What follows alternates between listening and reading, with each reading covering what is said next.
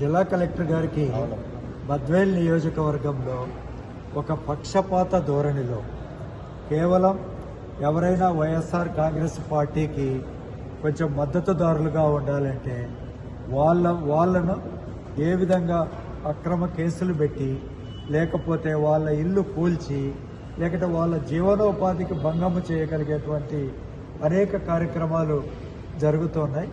ఇప్పుడే ఎమ్మెల్యే గారు చెప్పారు, ఒక దళితుడు కేవలం వైఎస్ఆర్ కాంగ్రెస్ పార్టీ కౌన్సిలర్ అని చెప్పి ఒక బంకు పగలగొట్టేశారు.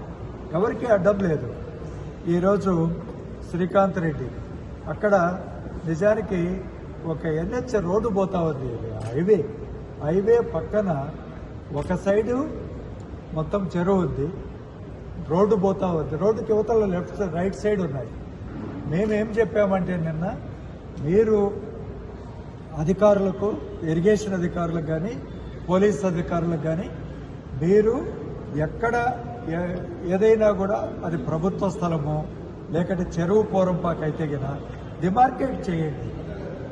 ఆ స్థలంలో మరి ఇబ్బంది ఉంటే గిన అది అందరిది మరి ఒకేసారి తీసేయండి అని చెప్తే అలాగేనని చెప్పి రాత్రి 11 గంటలకే వెళ్ళిపోయే వాళ్ళు తెల్లవారుజామున 4 గంటలకు ఆ బిల్డింగ్లో 2 ఏసీలు ఉన్నాయి, కూలర్లు ఉన్నాయి, ఫర్నిచర్ ఉంది, అదంతా కూడా ధ్వంసం చేసేసారు. వాళ్ళ మదర్ అయితే కింద పడిపోయింది. సస్తదిలే ఏమైంది అన్నట్టుగా మాట్లాడి మరి వాళ్ళు కంటిన్యూ చేసి అదంతా కూడా ధ్వంసం చేసినటువంటి పరిస్థితి.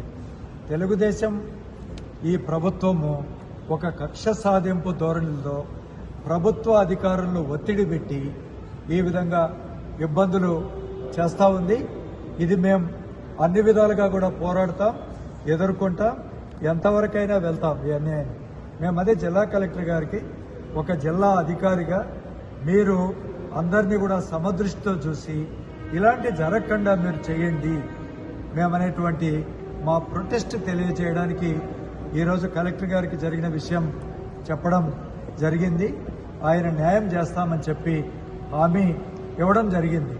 ఎంతవరకు చేస్తారో మరి ఏ విధంగా మరి అందరినీ సమన్యాయం సమదృష్టితో ఇదంతా కూడా రెడ్ బుక్ రాజ్యాంగం పైనుంచి నడుస్తూ ఉంది.